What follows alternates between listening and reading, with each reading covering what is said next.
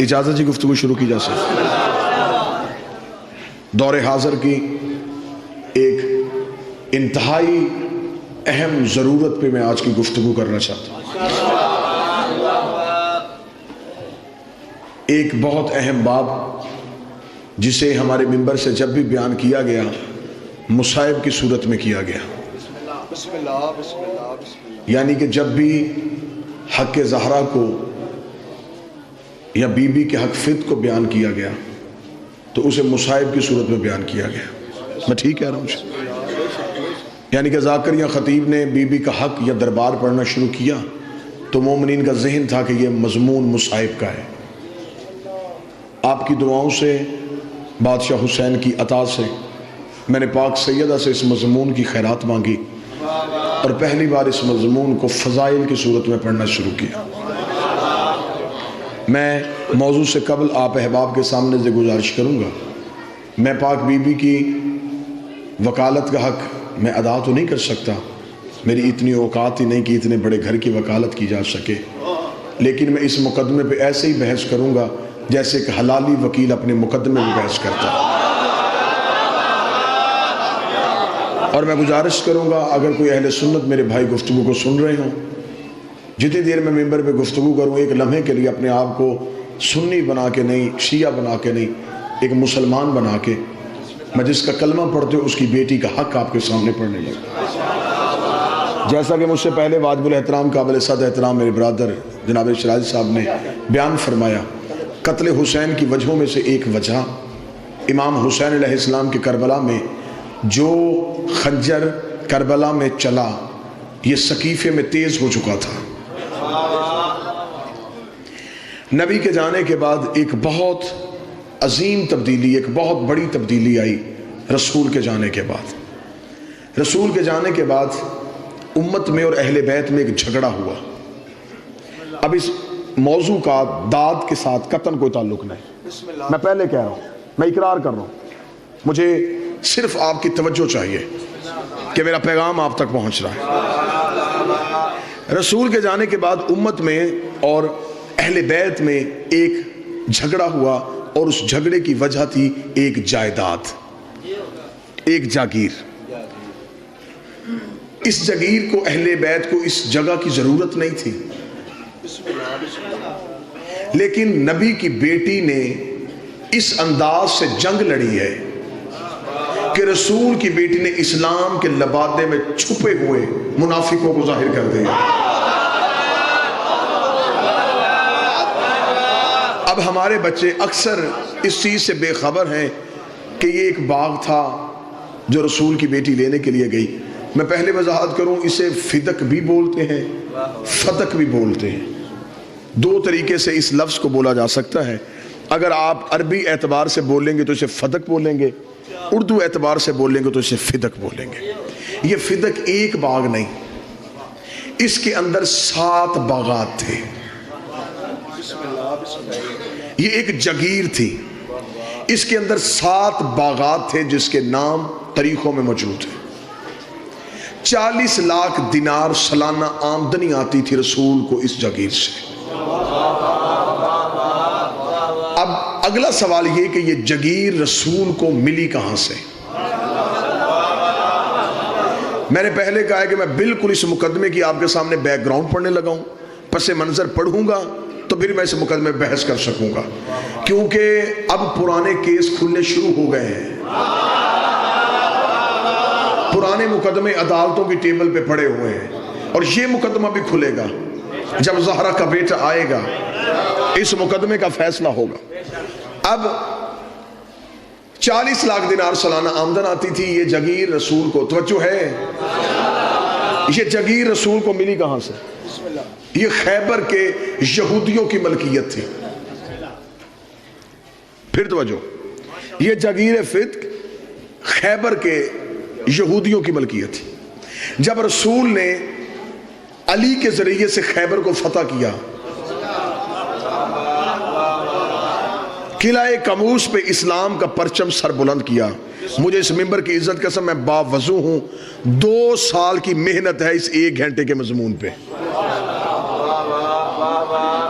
رسول نے جب قلعہ قابوس پہ اسلام کے پرچم کو بلند کیا تو خیبر کے یہودیوں نے اپنی شکست کا بدلہ لینے کے لیے جب بھی اس جگیر سے کوئی تجارت کے قافلے گزرتے یہ ان قافلوں کو روک مسلمانوں کو علیحدہ کرتے، پہچان کے مسلمانوں کو قتل کرتے۔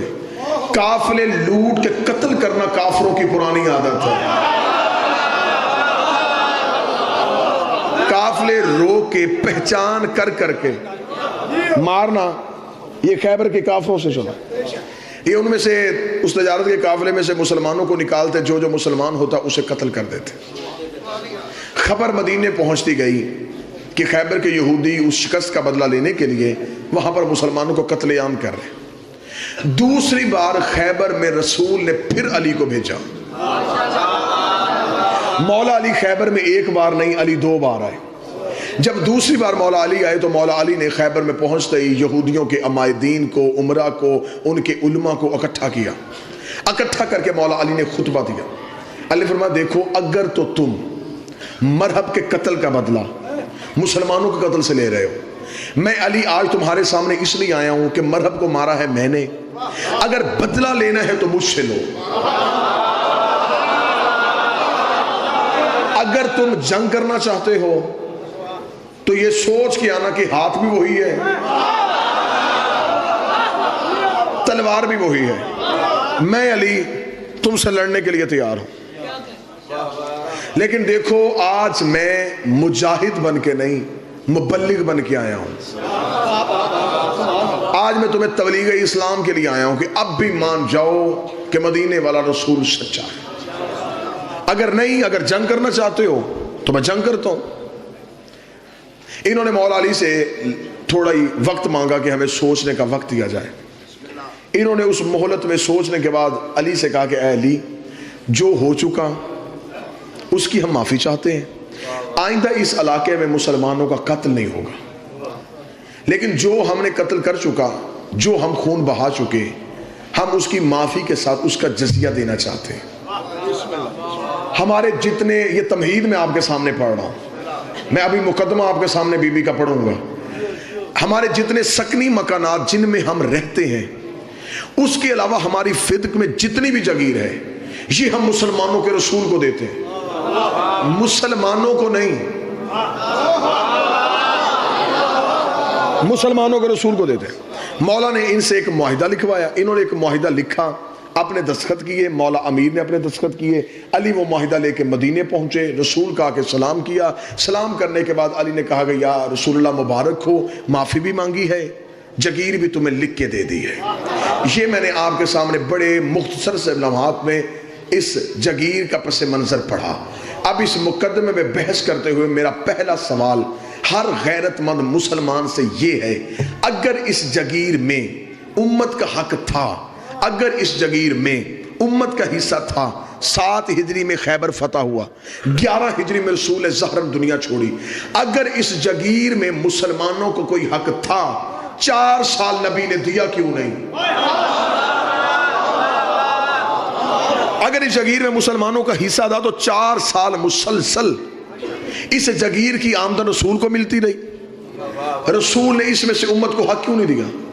اگر آپ نہیں سمجھ سکے تو یہ نبی وہ ہے کہ بحرین سے مال خراج آیا، اہل سنت کتابوں میں لکھا جب بحرین سے مال خراج آیا، صحابہ نے اونٹ مسجد نبی کے باہر کھڑے کیے، رسول سے کہا یا رسول اللہ بحرین سے مال خراج آیا، رسول نے کہا چراغ روشن کرو اور مجھے وہ فرشتے دو جس میں بیواؤں، مستحقین اور یتیموں کے نام ہیں۔ چراغ روشن کیا گیا، رسول نے صحابہ سے کہا وہ بوری اٹھا اس بیوہ کے گھر چھوڑ گیا، وہ بوری اٹھا اس غریب کے گھر چھوڑ گیا، وہ بوری اٹھا اس یتیم کے گھر چھوڑ گیا۔ صحابہ نے کہا یا رسول اللہ رات آدھی ہو چکی ہے، سنی کتاب میں لکھا ہے، صحابہ نے کہا یا رسول اللہ رات آدھی ہو چکی، اگر آپ حکم فرمائیں صبح اذان کے بعد، نماز کے بعد جب سورج طلوع ہو جائے گا آپ جہاں چاہیں گے ہم پہنچا دیں گے۔ رسول نے کہا تم میں سے کوئی ایک صحابی بھی ایسا ہے جو اس بات کی ضمانت دے کہ کل تک محمد زندہ رہے گا، کل تک محمد زندہ رہے گا؟ انہیں ہاتھ جوڑ کے یا رسول اللہ آپ نے خود ہی تو کہا ہے کہ ایک لقمہ کھاؤ تو اتنا بھی یقین نہ کرو یہ حلق سے نیچے اترے گا بھی نہیں اترے گا۔ رسول نے کہا تم میری ایک رات کی ضمانت نہیں دیتے، میں اتنے غریبوں کا حق اپنی گردن پہ رکھ کے کیسے سو سکتا ہوں؟ تم میری ایک رات کی ضمانت نہیں دیتے۔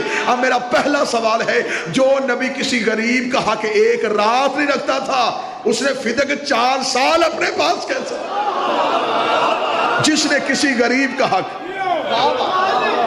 ایک رات نہیں رکھا، 4 سال مسلسل یہ جگیر رسول کے پاس ہے. توجہ ہے میری بات کی؟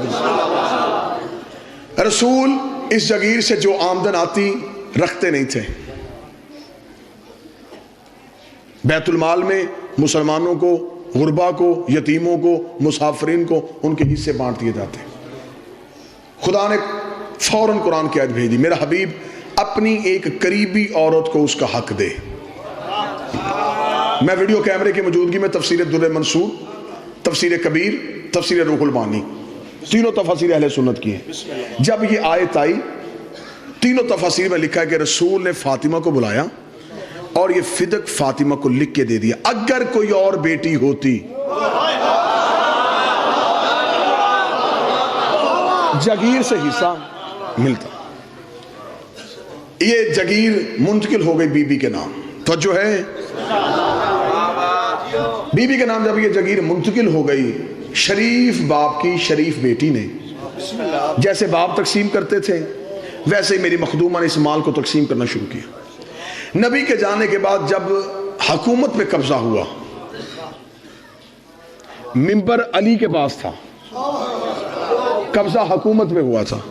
جب تخت پہ قبضہ ہوا، اب یہ بیٹھ تو گئے، بیٹھ کے اب بادشاہ یا حاکم بننا اتنا آسان کام نہیں تھا.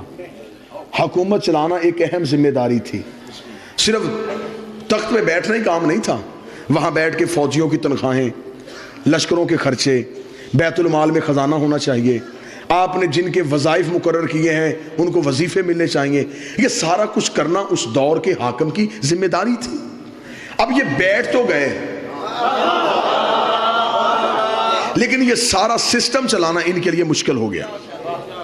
انہوں نے کہا یہ سارا سسٹم ہم کیسے چلائیں گے، ہم یہ تنخواہیں کہاں سے دیں گے، ہم یہ وظائف کہاں سے دیں گے. دوسرے ملکوں سے سفیر آتے ہیں، ان کی رہائش کے بندوبست کرنے ہوتے ہیں، دوسرے ملکوں میں تبلیغ اسلام کے لیے اپنے وفد بھیجنے پڑتے ہیں. یہ سارا سلسلہ کہاں سے چلے گا؟ اب ذاتی لینڈ لارڈ تو تھے نہیں کہ گھر سے لا کے دین پہ خرچ کرتے.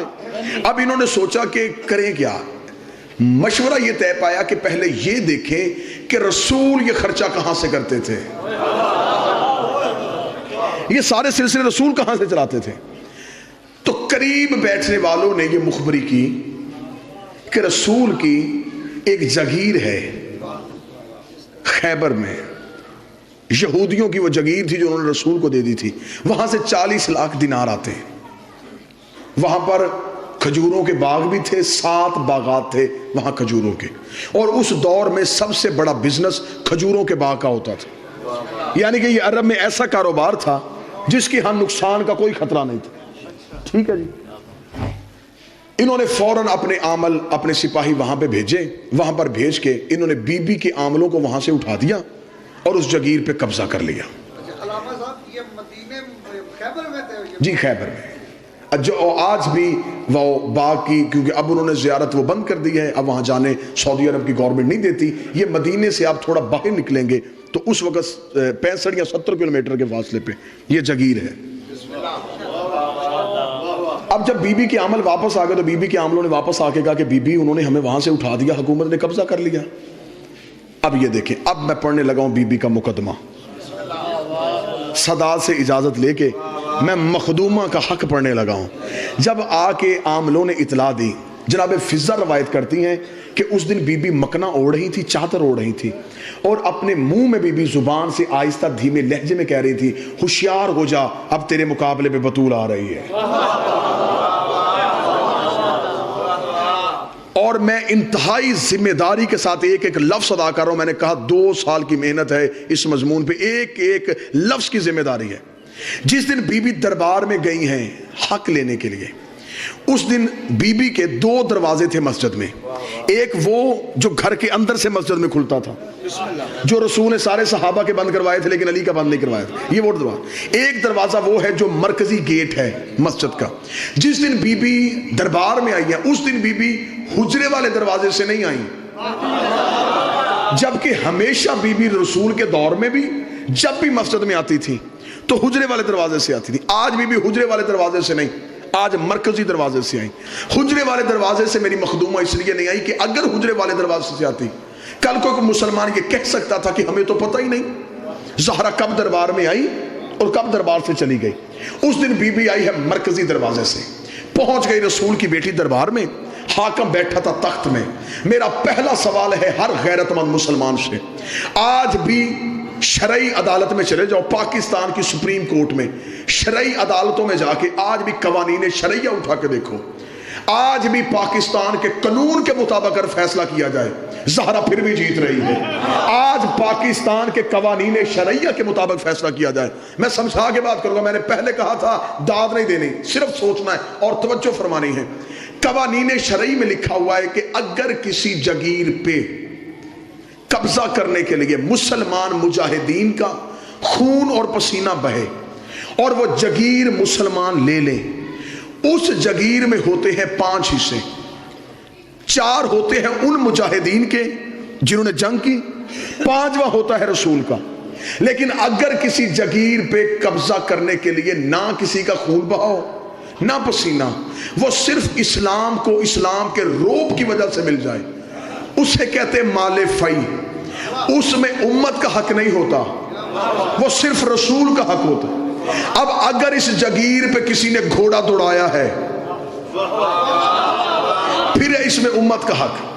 دوسرا سوال, آج بھی پاکستان کی عدالتیں اس بات کی تائید فرمائیں گی سب سے بڑا بدنما دھبا جو آج تک اسلام کے چہرے پہ ہے جسے کوئی بھی مورخ نہیں مٹا سکا, کتنا بڑا ظلم ہوا تاریخ اسلام پہ, جس کے خلاف مقدمہ تھا وہی جج تھا.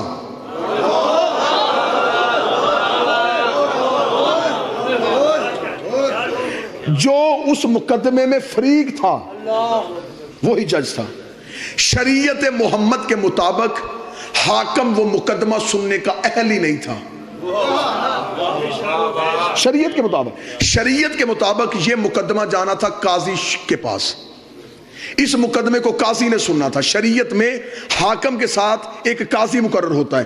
اگر آپ سٹیٹ کے خلاف آئیں گے, اگر آپ حکومت کے خلاف آئیں گے, وہ مقدمہ حکومت نہیں, اسلام کہتا ہے کہ وہ مقدمہ قاضی سنے گا. قاضی کا چناؤ ہے, توجہ ہے میری بات کی جانب, اس لیے اسلام میں ہے قاضی کا چناؤ. اور آج بھی پاکستان کی عدالتوں میں یہ نظام موجود ہے. آپ نے پچھلے دنوں دیکھا افتخار چودھری کے بیٹے کو عدالت میں لایا گیا, اس نے بینچ چھوڑ دیا. اس نے کہا کیونکہ میرا بیٹا مجرم ہے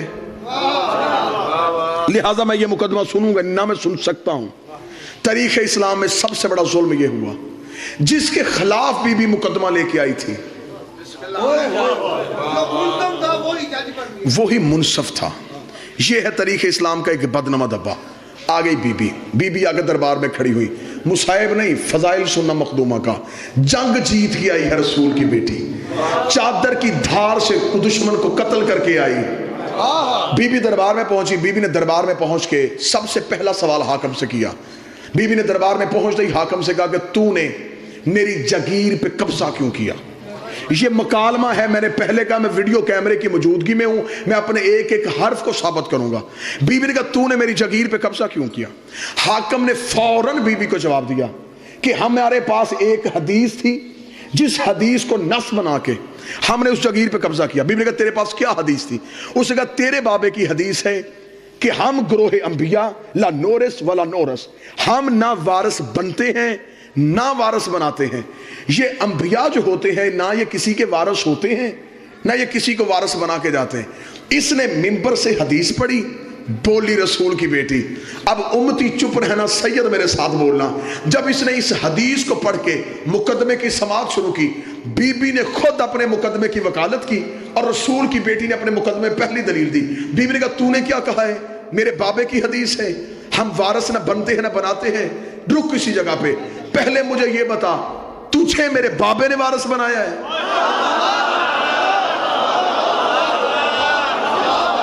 پہلے تو مجھے یہ بتا کہ تو جو وارث بنا ہے کیا تجھے میرے بابے نے بنایا ہے؟ اگر تجھے میرے بابے نے نامزد کیا ہے تو پھر تو خود ہی اپنی نس سے مکر گیا.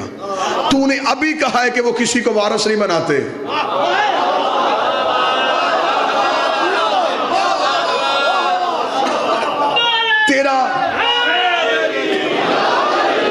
میرا نامزد ہونا غلط.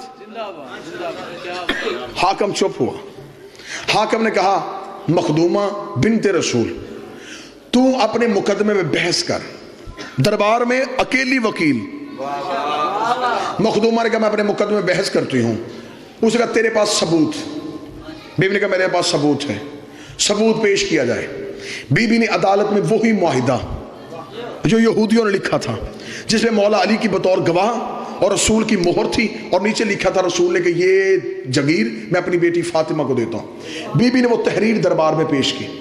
انہوں نے تحریر پڑھتے ہی دوسرا سوال سماعت مقدمے کی کرتے حاکم نے کہا کہ اس تحریر پہ کوئی گواہ. لو پھر پھنس گیا حاکم. دوسری بڑی غلطی کر گیا حاکم. قانون قرآن کے مطابق معصوم سے گواہ مانگنے کی اجازت ہی نہیں ہے. میں محنت آپ کے سامنے پڑھ رہا ہوں. قرآن کے مطابق معصوم سے گواہ مانگنے کی اجازت نہیں. میں قرآن سے نص دیتا ہوں. مریم کی قوم نے مریم سے پوچھا بچہ کہاں سے آیا. 3 دن کا عیسیٰ بول پڑا. قرآن کہتا انی عبداللہ اتانی کتاب وجعلنی نبی. میں اللہ کا بندہ ہوں, کتاب لے کے آیا ہوں, نبی بن کے آیا ہوں. قوم نے عیسیٰ سے گواہ نہیں مانگا. معصوم ہے. میں ایک حوالہ دوسرا دیتا ہوں. کتاب کا نام حیات الحیوان, لکھی آقا دمیری نے, چھپی جامع الازہر مصر سے. مدینے میں ایک شخص جس کا نام اسود تھا, یہ گھوڑا بیچنے کے لیے آ گیا. عربی تھا یہ گھوڑا بیچنے کے لیے آ گیا. عرب میں گھوڑا ہر انسان کی کمزوری بھی تھی, مجبوری بھی تھی, کیونکہ وہ جانور پالتے تھے, گھوڑے پہ سواری کرتے تھے. یہ مسجد نبوی والے بازار میں توجہ ہے, گھوڑا کیلے کھڑا. رسالت امام مسجد سے باہر نکلے. رسالت امام نے گھوڑے کو دیکھا, رکے. اسود یہ گھوڑا بیچے گا؟ بیچوں گا. دلیل آپ نے ذہن میں رکھنی ہے کہ معصوم سے گواہ مانگنے کی اجازت نہیں ہے. رسول نے کہا یہ گھوڑا بیچے گا؟ اس نے کہا جی بیچوں گا. رسول کا کیا لے گا؟ اس نے دینار بتائے. رسول نے اس کے ساتھ سودا طے کیا. طے کرنے کے بعد رسول نے کہا کہ میرے پاس اس وقت دینار نہیں, دینار پڑے ہیں میرے حجرے میں. سودا تیرا میرا طے پا گیا. وہ جو دینار حجرے میں پڑے وہ تیری ملکیت, اور یہ جو تیرے ہاتھ میں گھوڑا ہے یہ میری ملکیت. رسول کو گھوڑے کی ضرورت نہیں ہے, لیکن ایک مسئلہ حل کرنے لگے ہیں. رسول حجرے میں دینار لینے کے لیے گئے. یا چند صحابہ وہاں سے گزرے. انہوں نے وہاں پہ کھڑے اسود کو دیکھا, بھئی گھوڑا بیچنا چاہتا ہے. اس نے کہا جی آیا تو بیچنے تھا, بک گیا. انہوں نے گزرتے گزرتے سرسری پوچھا کس نے خریدا؟ اس نے کہا تمہارے نبی نے. نبی کا نام آنا تھا. بندے واپس آ گئے کہ ضرور اس گھوڑے میں کوئی صفت ہے, اگر اس میں کوئی عیب ہوتا محمد کبھی نہ خریدتا. اس میں کوئی صفت ہے. انہوں نے آگے کہا یہ گھوڑا تو ہمیں نہیں بیچ سکتا. اس کا نا سودا طے پا گیا. وہ دینار لینے گئے.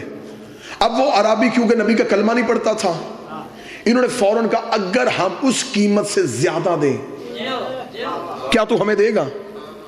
اب اس نے کون سا کلمہ پڑھا تھا, اسے کون سے تجارت کے قوانین کا پتا تھا. اس کا مجھے تو پیسے سے غرض ہے. اسے پیسے لیے, گھوڑا ان کے حوالے کیا. یہ گھوڑا لے کے چلے گئے. وہ شخص دینار گن رہا تھا. یا رسول آ گئے. رسول نے کہا اسود میری امانت. اس کا کون سی امانت؟ اس نے کہا وہ گھوڑا جو میں نے خریدا. اس نے کہا کون سا گھوڑا؟ جو ابھی تھوڑی دیر پہلے خریدا. اس کا کوئی گواہ ہے؟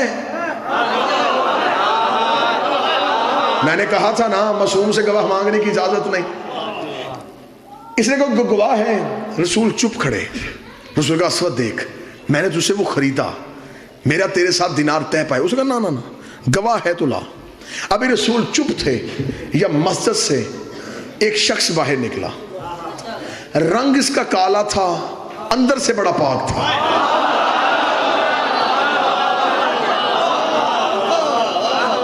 یہاں اس کے ولایت علی کا نور تھا. آ کے بلال نبی کے قدموں پہ, سردار آپ کیوں بازار میں رکے ہیں؟ بلال میں گزر رہا تھا, میں نے اس کے ساتھ اس سواری کا سودا کیا, میں دینار لینے گیا, اسے کسی اور کے ہاتھ بھیج دی. جب اتنا جملہ کہا بلال نے کہا کیوں, تو نے ایسا کیوں کیا؟ اس نے کہا تیرے نبی کے پاس گواہ کوئی نہیں, کوئی گواہ نہیں ہے کہ میں نے اس کے ساتھ سودا کیا. بلال نے ایک لمحہ سوچے بغیر کہا میں گواہی دیتا ہوں. اب بھلوال والو داد نہ دینا، دعا دینا تو تمہارا حق بنتا ہے. جب بلال نے کہا میں گواہی دیتا ہوں کہ گھوڑا میرے نبی نے خریدا ہے، اسود نے دیکھ کے کہا عبداللہ کا بیٹا میں نے تیرے کلمہ نہیں پڑھا، تیری عدالت کے میں نے قصے سنے ہیں، تیری صداقت کے میں نے منظر سنے ہیں، مجھے پتا ہے تو بات سچی کرتا ہے، فیصلہ حق پہ کرتا ہے. مجھے بول کے بتا جب تیرا اور میرا سودا ہو رہا تھا یہ تیرا حبشی غلام تو تھا ہی نہیں، اس نے گواہی کیسے دے دی؟ رسول نے اپنا چہرہ بلال کی طرف کہا بلال یہ بات تو سچ ہے، جب میرا اس کے ساتھ سودا ہوا تو تھا ہی نہیں، تو نے کیسے گواہی دی؟ بلال نے دونوں ہاتھ نبی کے قدموں پہ رکھے کہا تو نے کہا اللہ ہے میں نے دیکھا، تو نے کہا اللہ ہے میں نے دیکھا، تو نے کہا جنت ہے میں نے دیکھی، تیرے کہنے پہ نہ دیکھا اللہ مان لیا. یہ بھی تو نے کہا ہے کہ گھوڑا خریدا ہے، پھر تو نے خریدا.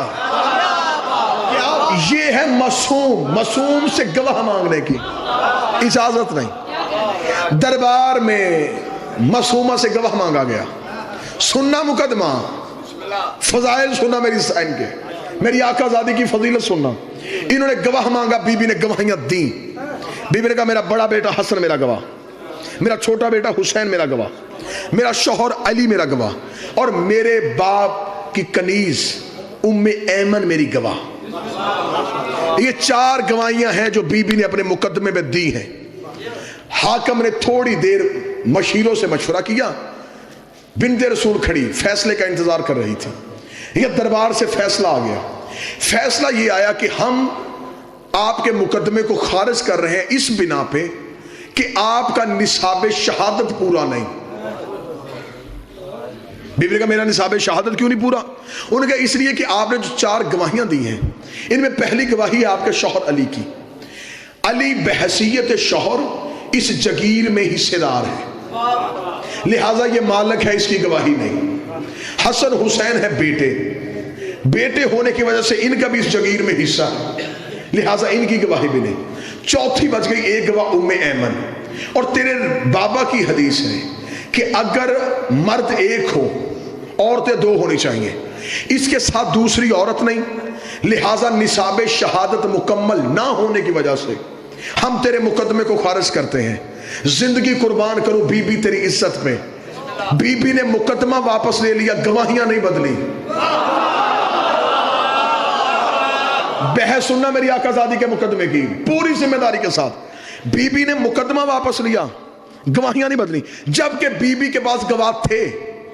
بی بی جناب سلمان کو کھڑا کر سکتی تھی، حضرت ابو ذر کو پیش کر سکتی تھی، جناب کمبر، عمار، مقداد، عورتوں میں بی بی فضہ، اسما، ام الفضل، یہ سب موجود تھے. آقا زادی نے گواہیاں نہیں بدلی، مقدمہ واپس لے لیا. مقدمہ کیوں واپس لیا؟ جنگ سننا رسول کی بیٹی کی برقعے کے اندر کیسے لڑی ہے. اب شریعت کا مسئلہ ہے، جو کسی مومن کو جھوٹا کہے، مثلا کوئی بندہ کسی سچے مومن کو جھوٹ کی تہمت لگا دے، شریعت کہتی ہے یہ بن گیا ہے فاسق. اس نے مومن کو جھوٹا کہا ہے. اب فاسق کی سزا کیا ہے؟ شریعت سے پوچھو. فاسق کی سزا یہ ہے کہ فاسق نماز پڑھا نہیں سکتا، پڑھ سکتا ہے. فاسق چاند کی شہادت نہیں دے سکتا. فاسق نکاح میں بطور گواہ نہیں بیٹھ سکتا. فاسق طلاق میں بطور گواہ نہیں بیٹھ سکتا. فاسق کسی بھی شرعی عدالت کا قاضی نہیں ہو سکتا. یہ ہے فاسق کی سزائیں. اگر کوئی کسی مومن کو جھوٹا کہے وہ بنتا ہے فاسق. قرآن ممبر پہ لے آؤ، میں زہرا کی وکالت گھڑے میں منہ دے کے نہیں، لاؤڈ سپیکر پہ کر رہا ہوں، یہاں جان تلی پہ رکھ کے، اور اس سانس پہ لعنت کرتا ہوں جس سانس میں 14 کی وکالت نہ ہو. جو کسی مومن کو جھوٹا کہے وہ فاسق بنتا ہے. اور جو معاذ اللہ ثم معاذ اللہ قرآن کو جھوٹا کہے شریعت کے مطابق وہ فاسق نہیں، وہ بنتا ہے کافر. اور کافر کی سزا یہ ہے، کافر نہ پڑھ سکتا ہے نہ پڑھا سکتا ہے. فاسق کی سزا یہ ہے پڑھ سکتا ہے، کافر کچھ بھی نہیں کر سکتا. کافر دائرہ اسلام سے خارج ہو جاتا ہے. نبی کی بیٹی نے مقدمہ واپس واپس لیا, گواہیاں نہیں بدلی. رسول کی بیٹی نے کہا میں نے گواہیاں نہیں بدلی, تو یہ فیصلہ کر اور طریق کا حصہ بنا تاکہ میں چہرے سے نقاب اتاروں. تو نے علی کی گواہی کو جھٹلایا, علی ہے قرآن, رسول نے کہا قرآن و علی و علی مال قرآن. تو نے حسن کو جھٹلایا, حسن قرآن ہے. تو نے حسین کو جھٹلایا, حسین قرآن ہے. بی بی نے کہا میں تجھے دربار میں فاسق نہیں کرنے آئی, کافر کرنے.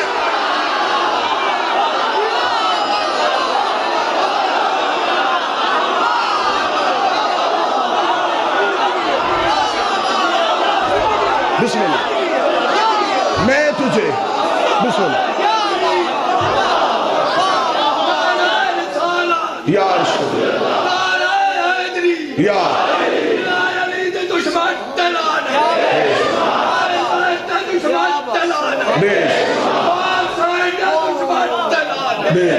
بسم اللہ, میں تجھے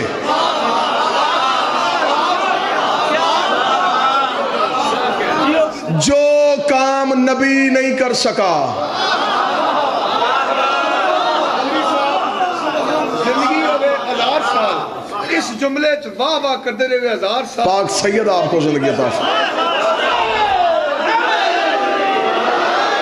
مخدومہ نے اصل چہرہ بے نقاب کیا, سننا مقدمہ سننا میری آقا زادی کا. بی بی نے مقدمہ واپس لیا, حکیم صاحب مقدمہ واپس لیتے ہی بی بی نے دوسرا مقدمہ دائر کیا.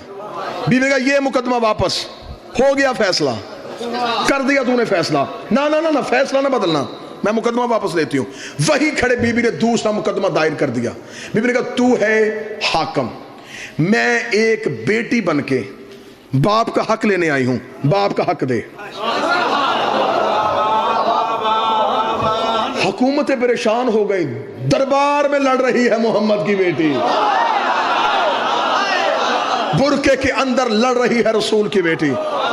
رسول کی بیٹی نے کہا حق دے. اس نے کہا توجہ, اس نے کہا حق میں نے تجھے کہا نہیں, میرے پاس حدیث ہے. چند قدم چلی, آگے چل کے کھڑی ہوئی. بی بی نے کہا اب بول, کیا کہا تو نے؟ اس نے کہا میرے پاس حدیث ہے.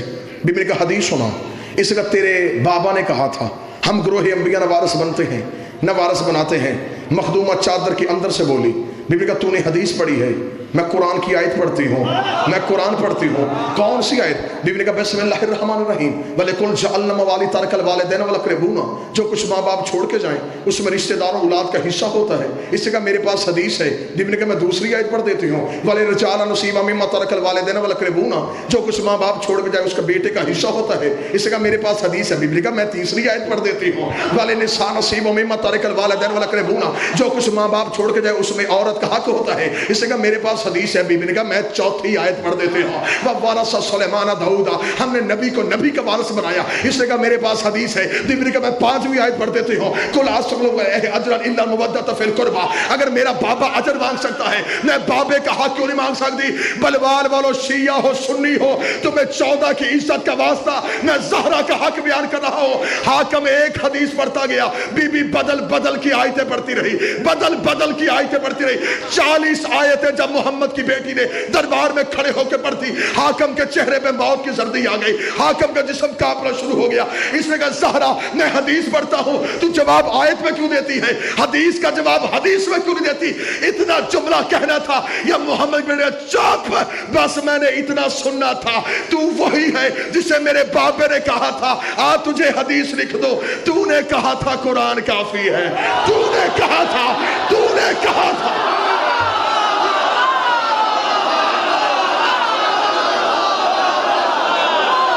تو نے کہا تھا.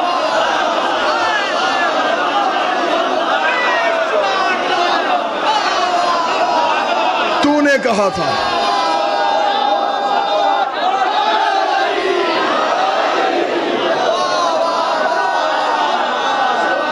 تجھے میرے بابے نے کہا تھا.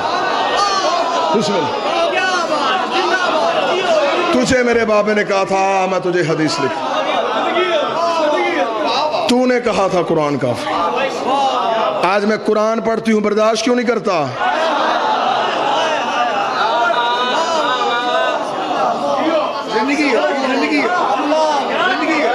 سن اب قرآن. نہیں سنے آئی تک دربار میں کھڑی ہو کے بی بی نے کہا نہ تجھے قرآن کافی ہے نہ تجھے فرمان کافی ہے.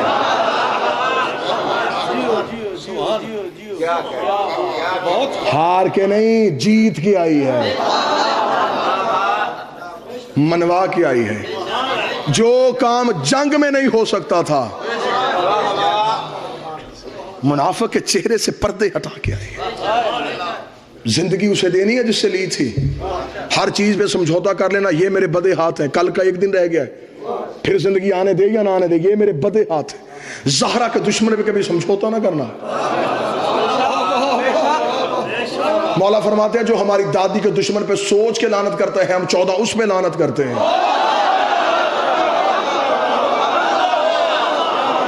جو سوچ کے لعنت کرتا ہے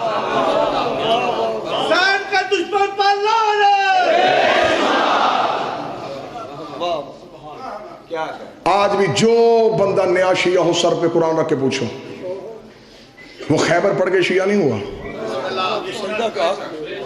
وہ خندق پڑھ کے شیعہ نہیں ہوتا, اسے شیعہ کرتا ہے رسول کی بیٹی کا. 13 معصوموں کی محنت ایک طرف, اکیلی زہرا کا دربار جانا ایک طرف. جو بھی بندہ شیعہ ہونا چاہے اسے منواتا ہے صرف حق زہرا. میں نے اکثر نئے شیعہ ہوئے بندوں سے پوچھا کیوں شیعہ ہوئے, وہ کہتے ہیں شیعہ کر گیا ہمیں رسول کی بیٹی کا حق. آج بھی سچ اور جھوٹ کی پہچان ہی حق زہرا سے ہوتی ہے. قبلہ مبلغ اعظم مولا اسماعیل کہا کرتے تھے شیعو اپنے بچوں کو 2 چیزیں رٹا دو, ایک غدیر اور ایک فدق. یہ رٹا دو اپنے بچوں کو, گھر گھر میں مناظر پیدا ہو جائے گا اگر یہ چیزیں اپنے بچوں کو یاد کروا دو گے. مبلغ اعظم قبلہ مولانا اسماعیل صاحب نے کہ پنڈی بھٹیا کے قریب مناظرہ تھا. بسم اللہ جی. نعرہ تکبیر,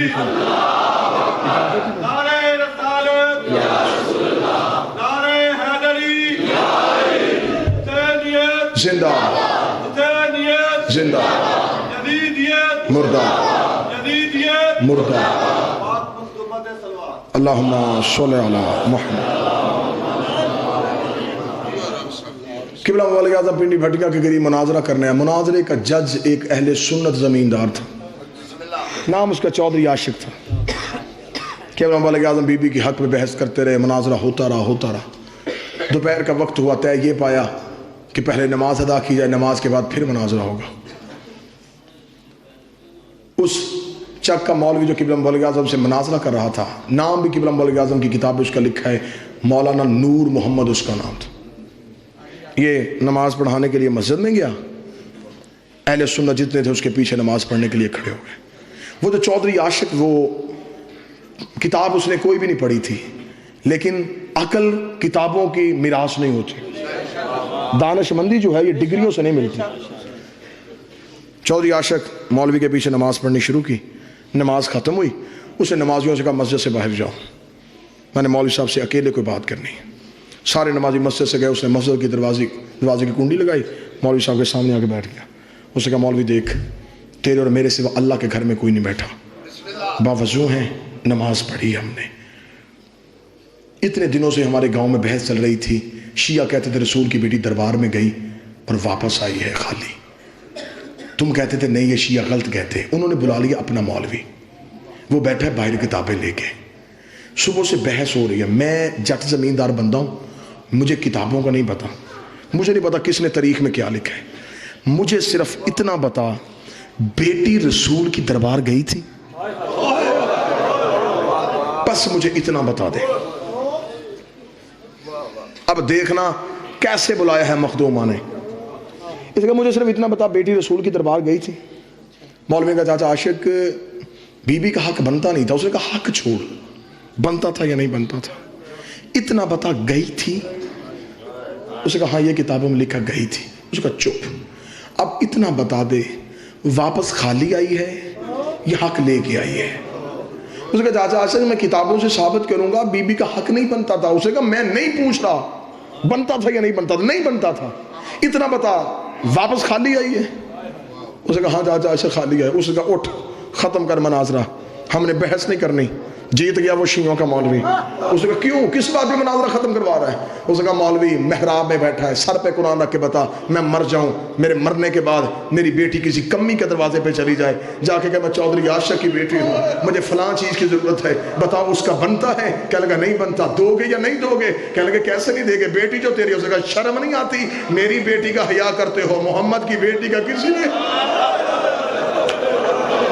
मेरी बेटी का एहतराम करते हो, रसूल की बेटी का किसी ने। उसने रोते हुए कहा चली जो गई थी ना, नहीं बनता था, आ जो गई थी। और बेटी तो दुश्मन की भी घर आजे खाली नहीं भेजते, आ जो गई थी दरबार में। इतना कहने के बाद चौधरी आशिक मस्जिद से निकला जहां मुबल्लिग आज़म बैठा था, हाथ जोड़ गया था मुबल्लिग आज़म, और मौलवी इस्माइल पढ़ा कलमा, मिल गई मुझे हिदायत। हाय हाय, मेरा भाई अली अब्बास कहता है हक नहीं देना था ना देते, कोई लंबी तारीख दे देते। मोहम्मद की बेटी, यही जुमला मौलाना इस्माइल ने कहा जब चौधरी आशिक ने मौलवी इस्माइल के कदमों पे हाथ रखा, देख के कहा पढ़ा कलमा। मौलवी आज़म मौलाना इस्माइल ने कहा चौधरी आशिक बात पूरी सुन, इन्होंने खाली नहीं भेजा, सर के बाल सफेद करके गई, उठती बैठती गई, कर गया है दुनिया को हक की पहचान, हक के ज़हरा। दो जुमले सुनना मुसाइब के, रोने की रातें हैं, कल की एक रात है, कल की रात शहीदों की रात है, अगली रात गरीबों की रात है। कल तक ज़ैनब का हर रिश्ता मौजूद है, कल रात तक ज़ैनब का गाजी भी है, ज़ैनब का अकबर भी है, ज़ैनब का कासिम भी है, अगली रात में उजड़ गई है। दो जुमले उस शहजादे के सुनना जिसके लिए अल्लामा इरफान हैदर आबदी ने कहा था अकबर की शहादत पढ़े वो जिसने पढ़ने के बाद मर जाना हो, अकबर की शहादत सुने वो जिसने सुनने के बाद मर जाना हो। नहीं बर्दाश्त होती कब्र में भी हुसैन से अकबर की शहादत। आकाए महदी ने हुसैन की कब्र पे खड़े होकर अकबर की शहादत पढ़ दी। आधी रात को अपने घर में चीखों की आवाज़ सुन के आका महदी ने बिस्तर छोड़ा। आका महदी ने देखा इसके घर के बरामदे में एक काले बुरके वाली बीबी रो रही है। आका महदी ने देखा कि बीबी मन अंते तू कौन है, रो के कदी पर्दा कर, मैं मोहम्मद की बेटी ज़हरा। ज़हरा का नाम आना। आका महदी ने हाथ जोड़े, रो के कहता बीबी मेरा इतना मुकद्दर नौकर के घर आई है, रो के कहती तुझे समझाने आई हूँ, आज के बाद मेरे हुसैन की कब्र पे अकबर की शहादत ना पढ़ना। आका महदी कहता बीबी मैंने कोई रवायत गलत पढ़ी है, रो कहती तूने रवायत गलत नहीं पढ़ी, जब से तू अकबर की शहादत पढ़ के आया है, मैं कभी करबला में हुसैन चुप करवाती हो, कभी शाम में ज़ैनब चुप करवाती हो, कब्र में मेरा हुसैन रो रहा है, शाम में मेरी ज़ैनब रो रही। अकबर की शहादत पे करबला में बीबियों ने पत्थरों का मातम किया है।